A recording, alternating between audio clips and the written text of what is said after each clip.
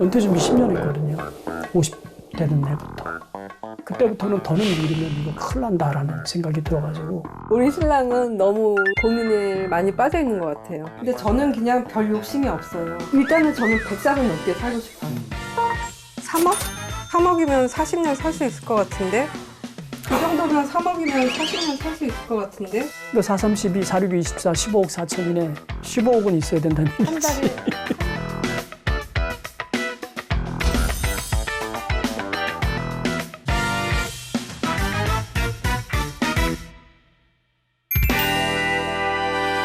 저는 은퇴 4년 차를 맞이한 성남에서 온 이종범이라고 합니다. 저는 이종범 씨 아내 나현정이라고 합니다. 네, 반갑습니다. 네. 두 분 외모만 뵙기에는 뭐 전혀 은퇴하신 분들처럼 안 보이거든요. 그런가요? 예, 벌써 4년 전 은퇴하셨다고 네, 올해 4년 하니까. 차입니다. 그리고 이제 은퇴 후 생활을 4년 정도 하셨을 테니까 그렇죠. 고민거리를 털어놓으실 게 많을 것 같습니다.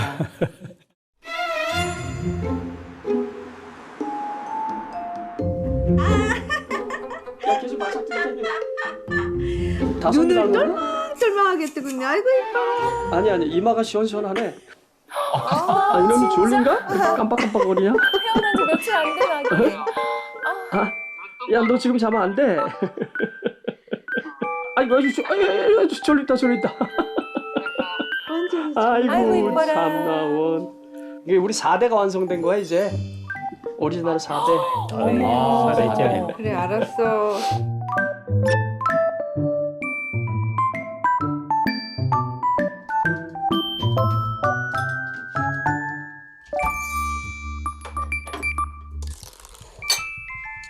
아버님 진지 드세요. 아버님. 굉장히 정정하신데요? 그러게요. 아버님이 동안이세요. 어머. 와. 통역이 필요해. 잘 안 들려서. 93세신데 귀만 좀 어두우신 거면 진짜 건강하신 인지력도 거죠. 좋으시고 다 네. 좋으세요. 아유. 건강하시고. 너무 조금 드시는 거 아니에요? 밥이 작지 않아요? 아유, 좀 많아요. 소식을 하시니까 아마 그게 건강에 도움이 되실 거예요. 눈이 안 보여요. 네, 얘가 15살. 15살이요? 그 백내장기도 있고 거의 시력이 안 보이고 귀도 안 들리고 그런 상태죠. 사람 나이로 따지면 거의 쟤도 한 80살? 큰애는 100살이 넘는 거고. 얘가 지금 뒷다리 잘 못 힘을 걷네요. 써서 여기가 아까 했어. 기저귀도 채워줘야 되고 목까지 해줘야 되니까. 이 집에 사람을 살리는 기운이 있나 봐요. 그러니까 강아지들 좀 오래 살죠. 제가 어머. 이제 쓰러지니까 어머. 예뻐들이가 20살이에요. 우리 집에 온 지가. 근데 지금 치매를 앓고 있고 케어를 하지 않으면 어떻게 할 수가 없어요. 기기에다 넣어서 네. 운동도 시키고 저렇게 하면 잠을 잘 자요. 네. 이렇게 가스가 잘 이 보행기도 이것도 되게 비싸더라고요. 이건 그래도 싼 거 골라서 7만 원인가 8만 원대예요. 아니 내가 만들어도 만들겠다. 이게 왜 이렇게 만들어도 비싸? 만들겠다. 단순하잖아요. 병원을 데려갈 수가 없으니까 매일같이 가야 되는데 그렇죠.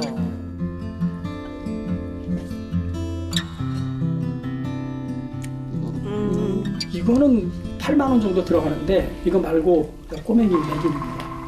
한 번 치우면 45일 치니까 그게 한 40만 원 될 거예요.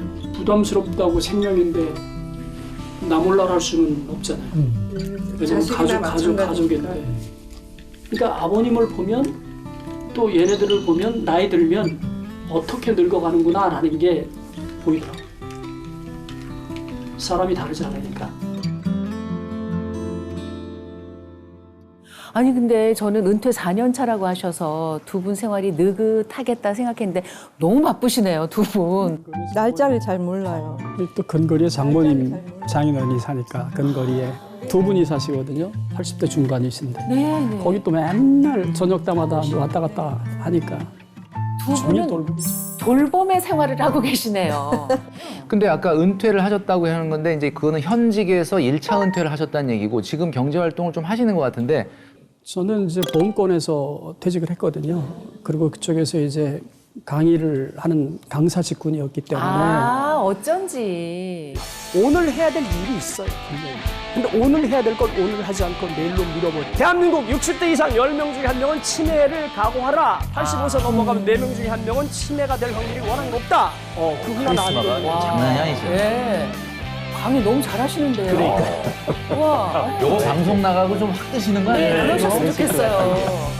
결국은 이런 것들을 다 현장에 가서 내 입으로 쏟아내야 되잖아요. 맞습니까? 은퇴 이후도 내가 강의를 할 수 있는 강단이 어디일까? 이거 고민 많이 했거든요. 그러다 보니까 관공서는 나이가 들어도 할 수 있겠더라고요. 아, 네네. 그렇죠. 그래서 은퇴 노후와 연관돼 있는 것들은 거기서도 할 수 있겠지? 이제 이런 생각을 막연히 해가지고 10년 동안 보험과 노후를 엮어서 나만의 컨텐츠를 만들기 위한 노력들을 많이 했죠. 제가 경험한 게 없잖아요. 은퇴라는 게 뭔지를.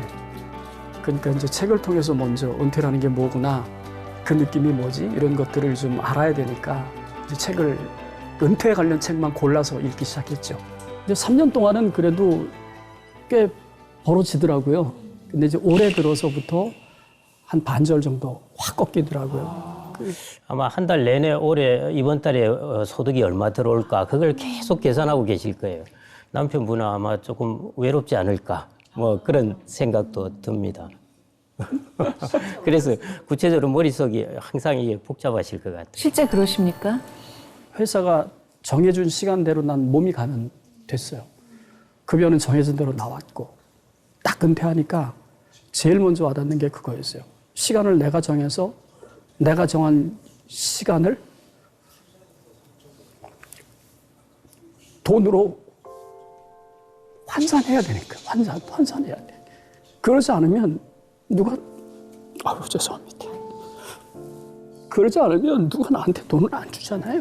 하늘에서 돈이 떨어지는 것도 아니고. 그러니까 그 주어진 시간 내에 그걸 소득으로 만들어내야 되니까 그 압박감이 좀 심하더라고요. 근데 말은 못하겠고. 네. 죄송합니다. 그런 게 들키고 싶지 않은 거 있잖아요. 근데 차라리 그걸 끄집어내 주니까 고맙기도 하면서 그동안 본물처럼 이렇게 막아놨던, 이게 물을 막아놨던 게 탁 터지는 그런 거였던 것 같아요. 그러다 보니까 이제 창피하게 본의 아니게 눈물이 나왔는데 외롭긴 외로웠어요. 그런 얘기를 하시면 다 들어주실 것 같은데 왜 얘기를 못 하셨어요? 집사람이 그 짊어지고 있는 무게가 만만치 않아요. 24살의 어린 나이에 와가지고 홀씨 아버지 모시고 6명의 신우들을 대한다는 게 쉬운 일 아니잖아요. 어려움 속에서 이제 그 짜맞춘이라고 저한테도 말을 안 하는 거지, 자기가 알아서. 짜맞추면서 왔는데 그게 좀 나이가 들면서 해소가 될 듯하면 어른들이 이제 나이를 드시니까 또 이제 고민의 방향만 바뀐 거죠. 근데 제 눈에 그게 보이더라고요. 또 거기다 대고 내가 뭐 감 나와라 콩 나와라 할 수가 없잖아요. 고생은 저보다 더 많이 했어요. 병도 얻었고 그것 때문에. 그러니까 그게 늘 안쓰럽지만 고민이 많았구나. 그걸로 인해서 단순히 늘 계획하고 늘 걱정이 많은 사람이니까 라고 생각을 했던 부분이 있었다면 그보다 더 깊이 들어가서 이 사람이 그것 때문에 처자식 먹여 살리느라고 그걸 얼마나 고뇌하고 힘들었을까, 그런 생각은 하고 있었지만 더 깊게 이제 한 번 더 생각을 한 거죠. 정말 최선을 다해서 살아오셨고 두 분이 진짜 큰 나무처럼 큰 역할 하셨어요. 나 급여가 얼마였었지? 월급이 28만 원이었어. 시집은 둘은 가고 시집 안 간 동생이 셋이 있었죠. 동생. 제 여동생이 5이 있어요. 그러니까 며느리면서 엄마이기도 했어요. 예. 어머니가 일찍 돌아가셨거든요. 그래서 이제 본의 아니게 엄마 노릇도 해야 했던 상황이었기 때문에. 네. 근데 그런 걸로 하면 제가 뭐 무릎 10번 꿇어야죠. 네네네. 아직 어떻게 시집 보실 생각을 하셨어요? 그건 그때 말로 미친 거죠. 우리 때는 그냥 이렇게 흘러가다가 어느 때가 되면 결혼하는 게 뭐 당연하다고 생각했지 무슨 특별한 각오가 있어서 결혼한 건 아니에요. 근데 이제 경험하신 분들은 너 어떻게 그런 집에 시집가서 살려고 그러니 오히려 자신만만했죠. 날 뭘로 보고 난 그런 데 가서도 잘 이겨낼 수 있을 거야. 난 잘 할 수 있을 거야. 참 거창하다.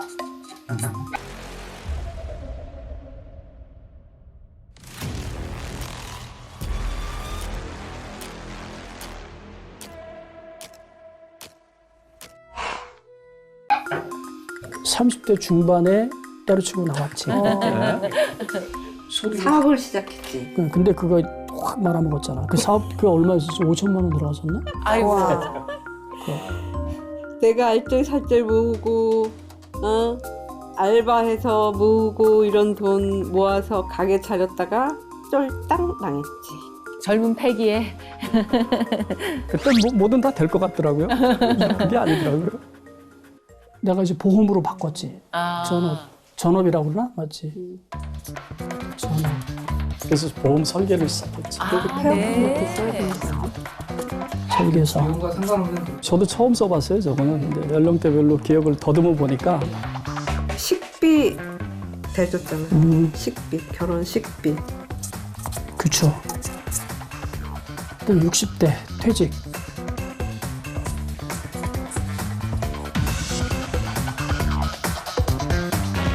고정 수입이 없어진다는 게 굉장히 걱정이 크신 거죠, 선생님께서는. 현금 흐름이 깨진 거죠. 난 어차피 일을 하는 사람이니까 가정을 책임져야 되는 입장인데 책임감이라는 무게가 가볍지는 않더라고요. 왜 아니시겠어요? 어쨌든 돈은 벌어야 되니까. 예. 아니, 일단은 저는 100살은 넘게 살고 싶어요. 근데 저는 그냥 별 욕심이 없어요. 그냥 사는 거라면 한 3억? 그 정도면 3억이면 40년 살 수 있을 것 같은데? 그럼 한 달에 얼마? 3억이 작은 돈이 아니야. 이구나. 3억이면 300. 나는 한 달에 300이라고 그렇지. 한 달에 300이면 10한 4, 5억 필요한 거예요. 그러니까 내가 그렇게도 1년이면 3,600인데 곱하기 40년 아니야. 4배 아니야. 15억은 있어야 된다는 한 얘기지. 달에 300이면 한 달에 300이면 15억 이상, 16억 가까이 드는 거예요. 그러니까 저는 예측 가능한 범위를 많이 따지는 편이에요. 왜냐하면 돈이라는 게 더하기 빼기가 분명하니까. 강사 생활로 수입이 대략 얼마 정도? 작년까지는 한 평균 700 정도 나왔는데 올해 반절 꺾기 한 350 정도로 그러면 국민연금은 대략 어느 정도? 160만 원 정도 되는 것 같아요. 월세까지 얘기하면 한 700, 750 정도 네, 될 그 수 정도 있다. 범위까지 들어온다. 750만 원 정도 소득인데 거기서 이제 생활비를 아내분께 200 드리고 월세 220은 아내분이 쓰시니까 한 420만 원 정도 생활비로 나간 거잖아요. 그렇죠. 그다음에 여기 이제 공과금하고 내시니까요. 가구 전체는 한 680 정도. 그 정도 나가는 예. 셈이 되는 거죠.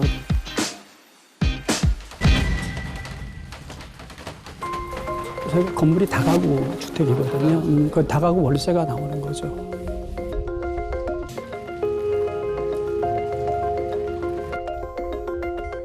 가로주택 정비사업 예. 중이군요. 뭐 우리가 흔히 알고 있는 이제 재개발이라고 네, 네. 보면 될 것 같고요.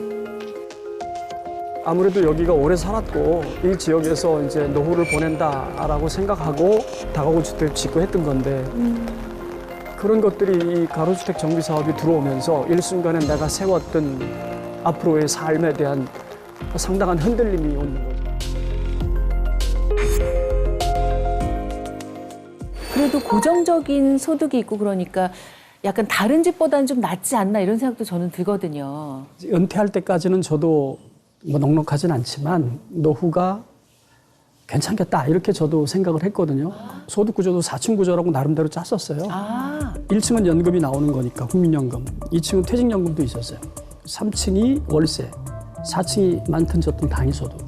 이게 제가 짜놓은 완성된 계획표인데 나오니까 이제 제일 먼저 아이들이 이제 출가를 하고 뭐 이런 거 부모로서 나 몰라 할 수가 좀 없잖아요. 들어가죠. 그렇게 하다 보니까 퇴직연금 2층이라고 했던 연금이 이제 일시금으로 해서 그냥 다 사라져 버린 거죠. 결혼 비용 이런 쪽으로. 결혼하고 아이 예, 예. 창업하는데. 예. 근데 그래도 3층이 있으니까 괜찮아 이랬는데 근데 그 3층을 흔드는 게 가로주택이 들어온 거죠. 그러면 허물면 월세는 그냥 퉁으로 다 날아가는 거죠. 그때는 이제 전혀 예상하지 않았던, 정말 꿈에도 생각하지 않았던 아, 그런 무슨 수가 말씀인지 뛰어듭니다. 알겠네요. 그리고 또 거기다가 이제 추가 분담금 같은 것도 내야 되지 않습니까? 아무래도 지금 이제 아직 분양가액이 나오진 않았어요. 대충 계산을 해보니까 차익이 큰 거예요. 추가 분담금 내고 이사를 나갔다가 아파트를 분양받아서 입주하는 걸 생각하고 계세요? 아니면 그냥 적당한 선에서 팔고 현금화해서 뭐 이거를 어떻게 정리한다. 어느 쪽을 생각하고 계십니까? 사실 그 부분이 지금 이제 결정을 못 내리고 있는 결정을 거예요. 못 내리고. 건물은 제 자산이고 대지는 아버님 거예요. 아, 건물을 제가 지었죠. 노후주택이었거든요, 거기가. 근데 너무 노후됐고 또 이제 아버님을 제가 모시는 입장이니까 그냥 아예 이참에 헐고 거기다 아예 은퇴도 해야 되는 상황이 올 거니까 그 차원에서 지어버린 거죠.